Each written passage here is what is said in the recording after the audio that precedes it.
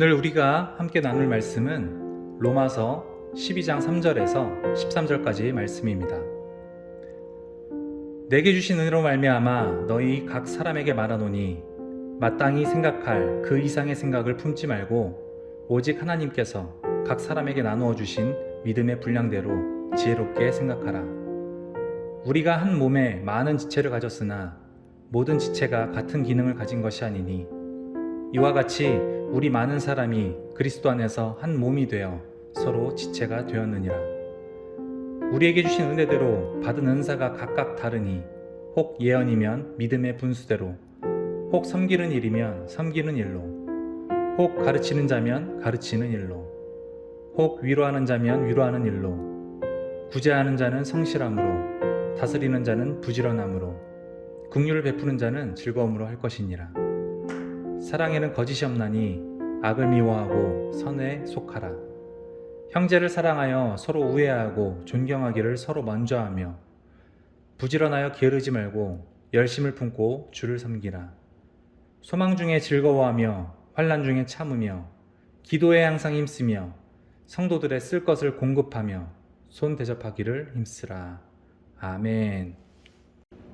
할렐루야. 수요 예배 오신 여러분들을 예수님의 이름으로 환영하고 축복합니다. 전 세계 모든 이름에는 모두 성씨가 있습니다. 우리나라의 경우 김, 이, 박씨가 가장 많이 있습니다. 김씨성을 가진 인구가 약 1000만 명으로 가장 많은 수를 차지하고 있고, 이씨는 730만 명, 박씨는 419만 명에 이릅니다. 이 셋만 따져도 우리나라 전체 인구의 40% 정도나 됩니다. 물론 서양에도 성이 있습니다. 그러나 동아시아에는 서양과 다른 독특한 성씨 문화가 있는데요. 바로 본관을 따지는 문화입니다. 본관이라 함은 시조의 고향, 지명을 뜻하는데요. 앞서 말한 김, 이, 박씨들의 선조들이 살았던 지명을 따는 것입니다. 일례로 밀양 박씨, 반남 박씨, 고령, 순천 박씨 등처럼 말입니다. 이들 성씨를 가진 가문들은 자신들의 뿌리를 대대손손 지켜오기 위해 종갓집을 중심으로 마을을 구성해 모여 살기도 하고, 정기적으로 제사의식을 행하면서 후손들이 모여 조상의 넋을 기리기도 합니다. 뿌리, 그것은 시작을 의미합니다. 뿌리가 있어야 줄기가 있고, 줄기가 있어야 잎과 열매를 맺을 수 있기 때문입니다. 동아시아 문화에서 조상을 기리는 관습은 이들 스스로 뿌리가 없었으면 지금의 본인들도 없었음을 너무도 잘 알기 때문인 것입니다. 뿌리는 근본입니다. 이는 초목의 뿌리, 사물의 본질이나 본바탕을 의미하는 단어이기도 하지만, 더 나아가서 이 뿌리는 정체성을 나타내기도 합니다. 오늘 이 시간 저는 여러분과 로마서 12장 3절에서 13절의 말씀을 통해 예수 그리스도의 뿌리를 둔 성도로서 우리가 어떻게 교회에서 함께 살아갈 수 있을까에 대한 질문을 나눠보고자 합니다. 우리가 함께 나눌 말씀인 로마서는 3차 전도 여행을 마치고 예루살렘을 향해 가던 사도 바울이 로마 교회에 쓴 편지입니다. 사도 바울은 하나님 나라의 복음 전파의 핵심이 될 교회들을 세우는 일을 위해서 1차, 2차, 또 3차 전도 여행을 계속해서 진행해 왔습니다. 하지만 그가 가는 족족 스스로 정통 유대인이라 일컫는 자들은 그의 사역을 핍박하기에 바빴습니다. 복음을 받아들인 유대인조차도 사도 바울을 진짜 사도로서 믿지 않았으며, 또 그가 세웠던 수많은 교회들은 그가 자리를 비울 때면 계속해서 크고 작은 싸움과 불협화음을 내고 있었습니다. 이는 로마 교회도 동일했습니다. 바울은 서유럽 선교의 전략적 요충지인 이곳 로마 교회들의 자신과 자신의 복음을 바로 소개했습니다. 더 나아가서 로마 교회에 있는 이방 그리스도인들과 유대 그리스도인 사이 갈등과 그들의 반목으로 인해 갈라진 교회가 하나 될 수 있도록 믿음의 본질과 또 성도된 자들로서 그들이 지켜야 하는 윤리들을 세밀하게 전달하였습니다. 그렇게 바울은 당을 지어 반목하는 것이 아닌 예수 그리스도로 하나 된 교회와 또 이를 섬기는 거룩한 백성들이 될 수 있기를 바라는 마음으로 편지를 쓰게 된 것입니다. 시대가 발달하고 정교화됨에 따라서 우리는 수많은 정체성의 혼란을 겪고 있습니다. 과거 어른들의 삶의 지혜가 젊은 자녀들에게 전수되어서 그들로 하여금 풍성한 삶을 누리게 했다면, 현재는 스마트폰들이 그들의 지혜의 원천이 되어서 기존 어른들의 지혜를 받아들이지 않고 또 그로 인해 어른들의 설 자리가 없어지는 모습을 우리는 보고 있습니다. 우리 신앙 현장에서는 또 어떤가요? 이전에는 당연했던 주일 성수가 이제는 때론 빠질 수도 있는 날이 되었고, 이전에는 당연시되었던 성도 간의 오래 참음으로 사랑하고 섬기는 일이 이제는 귀찮은 일이 되었습니다. 이전에는 교회에서 교회를 섬기며 믿음의 분량이 커져갔지만 이제는 봉사는 안 하면 안 할수록 좋은 것이 되었습니다. 말씀은 언제 어디서든 스마트폰으로 취사 선택할 수 있게 됐고, 또 굳이 교회에 나가서 예배를 드리지 않아도 된다고 하는 생각들이 우리의 생각을 잠식하고 있습니다. 어느새 하나님의 말씀의 기준들은 온데간데 없이 나의 생각과 판단이 신앙의 기준이 되어가고 있습니다. 자신들의 믿는 믿음이 최선이고 최고인 줄 알았던 유대인들의 믿음이 바로 그러했습니다. 그런 그들에게 하나님은 예수 그리스도의 죽음과 부활로 복음의 씨앗을 뿌리셨고, 사도들을 통해 유대인과 이방인들에게도 복음의 뿌리가 내려지게 하셨습니다. 그리고 하나님은 바울을 통해 여기저기 기준 없이 뿌리내린 믿음의 뿌리들이 올바른 방향으로 더욱 깊이 뿌리내릴 수 있도록 방향을 제시해주고자 하셨습니다. 로마서 전체를 관통하는 핵심 주제가 있다면 바로 예수 그리스도를 믿음으로 의롭다함을 얻는 것과 더불어서 그리스도인으로서 합당한 삶을 살아간다는 것이 무엇인지를 알려주는 것에 있습니다. 오늘 본문에 앞서서 로마서 1장에서 4절까지의 말씀은 옛 율법 아래에 있던 유대인들이 모두 죄 아래에 있는 존재임을 깨닫게 합니다. 하나님의 언약은 율법이 아닌 오직 믿음으로 말미암은 것임을 선포합니다. 로마서 5장 6장에서는 의롭다 하심을 받은 우리가 종되었던 상태에서 해방되어 의에게 종된 자가 되었음을 선포합니다. 무엇보다 6장 6절에서 11절의 말씀에서 바울은 인간이 그리스도를 통하여 의롭게 된 것은 인간을 지배하는 주권자가 바뀌어졌기 때문이라고 말합니다. 거듭나기 전 우리가 스스로 선택한 삶을 산다고 생각했지만 사실 그것은 죄의 지배를 받았음을 뜻합니다. 거듭난 후 우리는 스스로 선택한다고 생각하지만 사실 그것은 하나님의 지배를 받고 있음을 뜻합니다. 율법의 종이 아니라 성령의 지배를 받는 우리가 됐다는 것입니다. 로마서 8장에서는 우리 안에 거하는 생명의 성령의 법이 우리를 죄와 사망의 법에서 해방됐음을 선포합니다. 로마서 9장에서 11장까지의 말씀은 믿음이 무엇인가에 대한 내용들을 중심으로 교리와 관련된 말씀의 선포들이 이어집니다.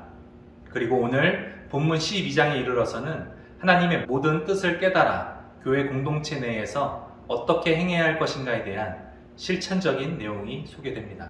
한 가지 질문하고 시작하기로 합니다. 하나님이 보잘것없던 우리 삶에 구원의 역사를 허락하신 이유는 무엇일까요?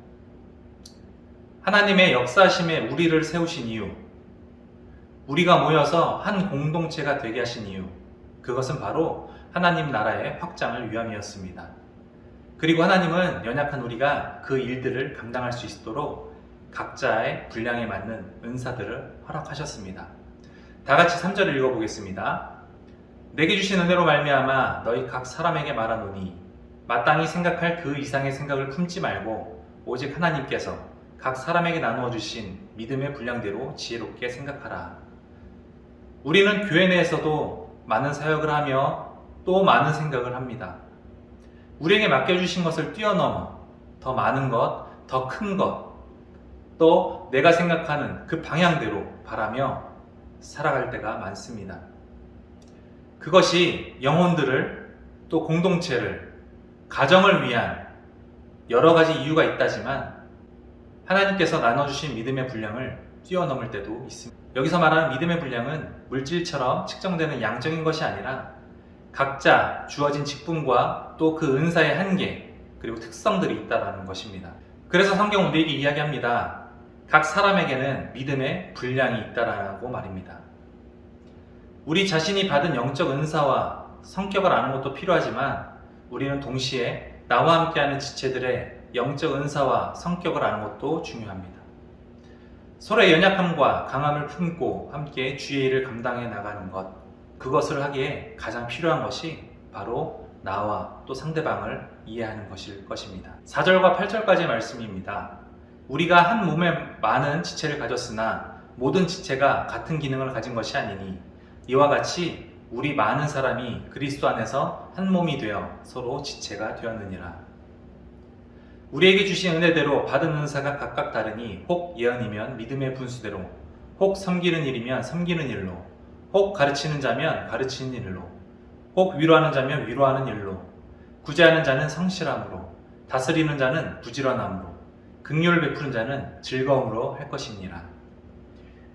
우리 모두는 예수 그리스도라는 복음의 뿌리를 가졌으나 태어나고 자란 환경은 각기 다릅니다. 우리의 외모와 성격, 머리털 색까지도 우리는 같은 사람이 단 한 사람도 없습니다. 이 사실이 우리에게 얼마나 큰 위로가 되는지 모르겠습니다. 누가 비슷하게 지어졌다면, 비슷한 환경에서 자라났다면 비교할 것이 너무나도 많아서 힘들었을 테니까 말이죠.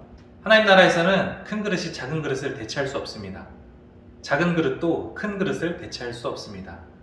국자로 국을 뜨나 숟가락으로 국을 뜨나 국을 뜨는 목적은 동일합니다.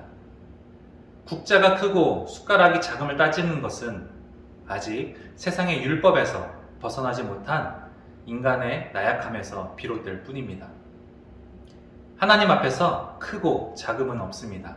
하나님 나라 확장이라는 목적 아래 우리는 모두 소중한 지체일 뿐입니다. 우리 서로는 예수 그리스도의 복음의 뿌리를 두고 각자의 역할을 감당할 뿐입니다. 그리고 서로 맡겨진 사명을 감당하며 유기적인 존재로서 상호 교류하고 보완하며 하나님 나라의 믿음의 완전체로 성장해 나갑니다. 여기서 완전체란 하나로 완전한 상태를 이루는 것입니다. 완전하다는 것은 무엇입니까? 필요한 것이 모두 갖추어져서 모자람이나 흠이 없다는 것입니다. 우리가 예수 그리스도의 이름으로 거하는 그곳이 에덴이라는 담임 목사님의 말씀처럼 하나님은 에덴 동산에 필요한 모든 것을 갖춰 주셨습니다. 우리는 이 사실을 기억해야 합니다. 내 옆에 있는 어린아이, 학생, 청년, 집사님, 권사님, 장로님, 목사님 할 것 없이 하나님은 우리에게 꼭 필요한 사람과 꼭 필요한 달란트들을 붙여주셨습니다. 무엇을 위해서요? 바로 하나님 나라의 확장을 위해서요. 우리 각 사람은 공동체의 완전함을 이루는데 부족함이 없는 자들입니다. 우린 그것을 반드시 깨달아야 합니다. 이것은 나의 객관적, 사회적, 또 철학적, 경험적인 생각은 모두 내려놓고 오직 하나님의 사랑만을 기억하고 깨달아야 합니다. 우리가 하나님의 사랑을 기억할 때 우리는 각 사람에게 믿음의 분량이 있음을 인정하게 됩니다. 기꺼이 내가 먼저 나서서 부족함을 채워줄 수 있게 됩니다. 비록 내 코가 석자이지만 나보다 더 어려운 상황에 영혼들을 위해 기도해 줄 수 있게 됩니다.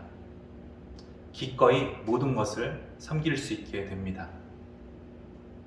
부끄럽지만 저 또한 다른 교회 공동체들과 우리 교회의 공동체를 비교할 때가 있었습니다. 우리에게 없는 것이 넘쳐나던 다른 교회를 보면 우리 교회는 불평불만할 거리가 너무 많았습니다. 비록 꽤나 오랜 시간이 지난 과거의 일이지만 말이죠. 하지만 이후에 하나님의 사랑을 깨닫게 하시니 우리 교회만의 것이 눈에 보이기 시작했습니다. 다름이 아니라 그 모두는 바로 소중한 우리의 아이들, 그리고 청년들, 그리고 부모님들, 어르신들이었습니다. 작은 공동체이지만 이쁘고 밝게 커가는 우리 아이들을 볼 때면, 또 청년들이 교회에서 스스로 필요한 자임을 알고 앞장서서 섬기는 모습을 볼 때면, 우리 부모님들께서 찬양과 몸찬양, 식사로 또 청소로 서로를 위해 섬기는 모습을 볼 때면 우리가 하나님의 작은 천국을 이뤄가고 있음을 깨닫곤 합니다. 바울은 고린도전서 12장 11절의 말씀을 통해 이렇게 선포했습니다. 이 모든 일은 같은 한 성령이 행하사 그의 뜻대로 각 사람에게 나누어 주시는 것이니라. 하나님의 사랑으로 바라본 가락 성산교회는 하나님이 분명히 일하고 계셨습니다.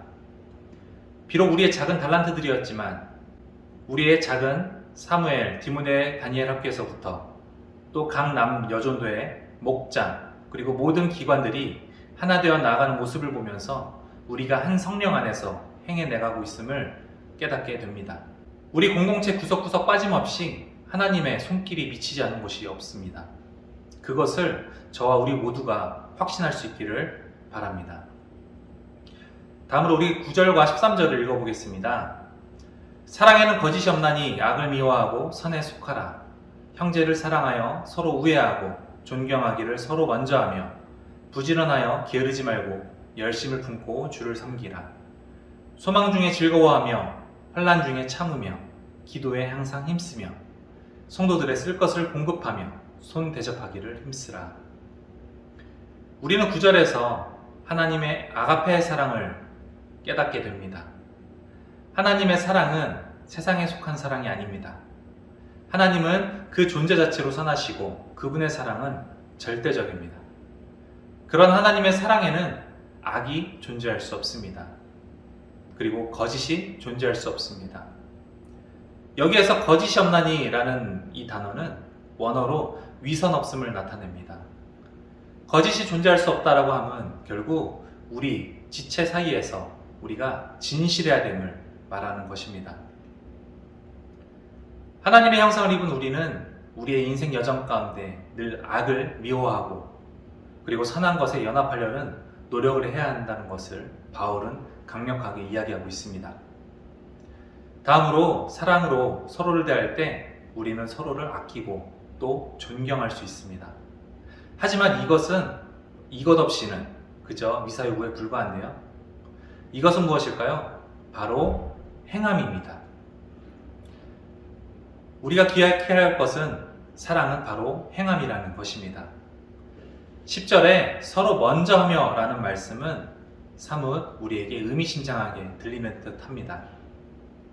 왜냐하면 행함의 주체는 나이기 때문에 나의 선택에 따라서 언제든 할 수도 안 할 수도 있기 때문입니다. 내게 편한 상황, 유익한 상황에서는 언제든 내가 주체가 됩니다. 하지만 내가 불편한 상황, 또 유익이 없을 것 같은 상황에서는 언제든 내가 주체가 됩니다. 우린 이것을 한 끗 차이라고 말합니다. 그런 우리를 보고 고린도전서 13장 1절에서 3절까지의 말씀은 이렇게 선포합니다. 내가 사람의 방언과 천사의 말을 할지라도 사랑이 없으면 소리나는 구리와 울리는 꽹과리가 되고 내가 예언하는 능력이 있어도 모든 비밀과 모든 지식을 알고 또 산을 옮길 만한 모든 믿음이 있을지라도 사랑이 없으면 내가 아무것도 아니요 내가 내게 있는 모든 것으로 구제하고 또 내 몸을 불사르게 내줄지라도 사랑이 없으면 내게 아무 유익이 없느니라. 이 말씀을 통해서 우리는 하나님의 사랑이 왜 필요한지 또 얼마나 필요한지를 알 수 있습니다. 기억하십시오. 아무리 내가 하나님을 위해서 무언가를 한다 하더라도 내 안에 하나님의 사랑이 없으면 그것은 시끄러운 꽹과리 소리요. 내가 몸과 영혼을 갈아 넣어서 누군가를 섬겼더라도 그 안에 하나님의 사랑이 없으면 그 모든 것들은 헛것이라는 것입니다. 근데 여기서 질문이 하나 생깁니다. 그렇다면 하나님의 사랑이란 것이 도대체 무엇일까요? 요한일서 4장 10절을 다 같이 읽어보겠습니다. 하나님이 우리를 사랑하사 우리 죄를 속하기 위하여 화목제물로 그 아들을 보내셨습니다. 하나님의 사랑이란 바로 자신의 소중한 아들을 내어주면서까지 나라는 우리라는 영혼을 거두신 하나님의 그 사랑을 말합니다. 나는 그만큼 소중한 자라고 자신의 아들을 버리면서까지 우리를 사랑하셨다라고 하나님께서 말씀하십니다. 그리고 나를 사랑하셨듯 바로 내 옆에 있는 지체 또한 하나님이 그토록 사랑하시는 자였습니다. 내 몸을 사랑하듯이 내 이웃을 사랑하는 예수님의 말씀의 깊이를 우리는 다시금 생각해 보게 됩니다. 상대방의 부족한 모습, 연약한 모습, 또 나를 자극하는 수많은 모습들 속에 우리의 모습이 동일하게 있음을, 그 속에 우리 모습이 담겨 있음을 기억해야 합니다. 그런 우리에게 바울은 11절에서 13절까지 말씀을 통해서 우리가 교회 내에서 의의 삶을 어떻게 살아가야 할지 명확하게 알려줍니다. 11절입니다. 부지런하여 게으르지 말고 열심을 품고 주를 섬기라. 소망 중에 즐거워하며 환난 중에 참으며 기도에 항상 힘쓰며 성도들의 쓸 것을 공급하며 손 대접하기를 힘쓰라. 11절에서 바울은 부지런하여 라는 표현에서 주님을 섬기는 일에 있어 특별히 근면하라고 강조하고 있습니다. 게으르지 말고 열심을 품고 주를 섬기라 라는 표현에서 근심이나 걱정 또는 부끄러움으로 늑장 부리지 말 것을 이르면서 동시에 우리의 신앙의 연차가 얼마가 됐든 상관없이 나의 힘과 노력이 남아있는 한 주님의 종으로서 끝까지 주님을 섬겨야 한다는 것입니다. 12절에서 환난 중에 참으며 기도에 항상 힘쓰라 말하는데요. 환난을 참기 어려운 이유가 무엇일까요? 바로 언제 끝날지 모르기 때문입니다. 여기서 주님은 소망을 말씀하십니다. 환난의 끝을 바라보는 것, 그리고 소망의 끝을 바라보는 것은 서로가 너무나 다릅니다. 매일 죄를 짓는 죄인이지만 우리가 다시 주님 앞에 설 수 있는 근거가 무엇입니까? 바로 주님께서 부활하심으로 우리에게 천국의 새 소망이 되어주셨다는 것입니다. 우리는 육적으로 죽을지 모르나 영적으로는 영원한 하늘나라에 갈 수 있기에 우리가 천국의 소망을 붙잡고 죄 가운데서 다시금 일어서는 것입니다. 우리 삶 가운데 주님이 주시는 소망을 붙잡읍시다. 소망을 붙잡으면 환난을 참을 수 있습니다. 감사함으로, 기대함으로 기다릴 수 있습니다. 그리고 종국에 하나님이 채우실 크고 놀라운 일을 경험하기 위해서라도 매일매일 애쓰며 살아갈 수 있게 됩니다. 그리고 놀랍게도 하나님은 그만한 능력으로 우리를 세우시고 우리를 이끌어 가십니다. 13절에서 성도에 쓸 것을 공급하며 손 대접하기를 힘쓰라 말씀하십니다. 당시 로마 교회 시대 성도들은 로마, 예루살렘 등 여러 곳에 퍼져 살고 있었습니다. 여기서는 곳곳에 흩어져 있는 모든 신자들을 일컬으며 그들에게 쓸 것을 공급하며 대접하라고 성경은 말씀합니다. 우리에게 가장 가치 있는 것이 무엇입니까? 우리에게 가장 가치 있는 것은 무엇입니까? 바로 내 앞에, 내 옆에 있는 나와 함께하는 지체가 가장 가치 있는 것임을 알 때 우리의 물질은 자연스럽게 흘러들어갈 수 있습니다. 무엇보다 우리가 교회에서 누리는 것들은 또 동일하게 수많은 성도님들의 손길로부터 나왔습니다. 우리가 쉽게 쓰는 일회용 나무젓가락, 일회용 컵, 그리고 물병, 또 기타, 휴지에서부터 달력에 이르기까지 이 모두가 성도님들의 손길에서부터 시작된 것입니다. 우리 각자는 서로 나그네이면서 동시에 한 가족입니다. 서로를 손님으로 여기고 합심하여 서로를 돌볼 때 우리가 이곳에서 누리는 모든 것, 다른 성도들의 헌신과 수고, 땀으로 이루어진 것이 우리가 누리는 모든 것임을 기억할 때 우리는 이곳이야말로 하나님이 나를 위로하기 위해 또 우리를 격려하기 위해 우리를 모아주신 바로 에덴임을 깨닫게 될 것입니다. 사랑하는 가락 성삼교회 성도 여러분, 사도 바울은 12장의 첫 시작을 너희 몸을 하나님이 기뻐하시는 거룩한 산 제물로 드리라. 이는 너희가 드릴 영적 예배니라. 너희는 이 세대를 본받지 말고 오직 마음을 새롭게 함으로 변화를 받아 하나님의 선하시고 기뻐하시고 온전하신 뜻이 무엇인지 분별하도록 하라 하는 말씀으로 시작합니다.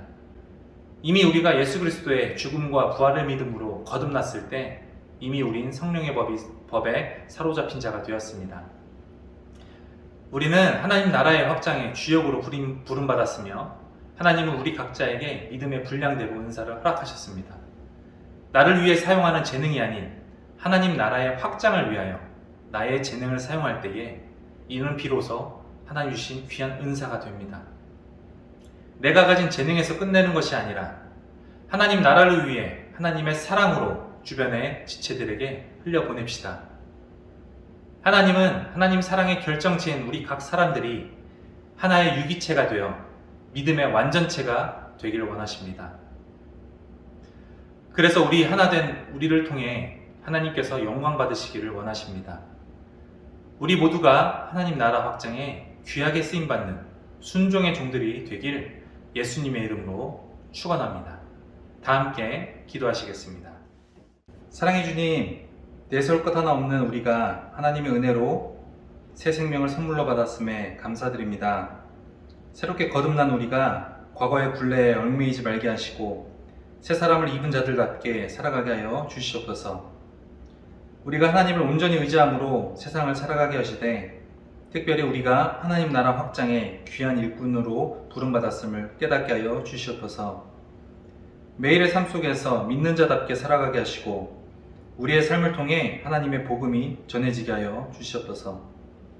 무엇보다 복음을 위해 함께 달려가는 사랑하는 지체들을 허락하시며 감사드립니다. 우리가 각자 받은 은사들을 하나님의 사랑으로 흘려보내게 하시고 우리가 서로를 사랑하고 보듬고 아끼며 하나됨으로써 하나님께 영광 돌리게 하여 주시옵소서. 사랑하는 우리 교회를 위하여 기도합니다. 예수님의 피로 세운 가락성산교회를 기억하시고 성산의 모든 가족들이 주님의 사랑으로 서로를 보듬고 아끼며 작은 천국을 이뤄나가는 귀한 공동체가 되게 하여 주시옵소서. 예배를 위해 기도합니다.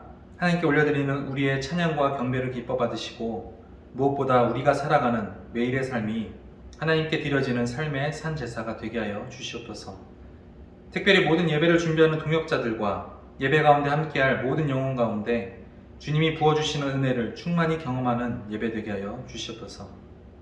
무엇보다 예수를 믿지 않는 주님의 택정된 자녀들이 이곳 제단에 나오게 하시고 즐거이 주님의 복음을 전하는 데 부족함이 없는 우리 모든 성산의 가족들이 되게 하여 주시옵소서. 특별히 다음 세대를 위해 기도합니다. 청년들의 삶의 예배가 회복되게 하시고 이들의 살아가는 모든 삶의 순간들이 주님의 손에 붙들림 받으여 세상을 이기며 나아가는 귀한 주님의 군사들 되게 하여 주시옵소서. 주일 성경학교의 영적, 질적, 양적 부흥을 허락하시고 사역을 감당하는 교역자와 선생님들을 더욱 굳건한 믿음으로 붙들어 주시옵소서. 아프리카 잠비아의 김혜진 선교사님과 태국의 전찬섭 선교사님을 비롯한 동역자들과 또 돕고 있는 모든 교회들에게도 주님의 귀한 은혜가 넘쳐나게 하여 주시옵소서. 이 모든 말씀 예수님의 이름으로 기도드립니다. 아멘.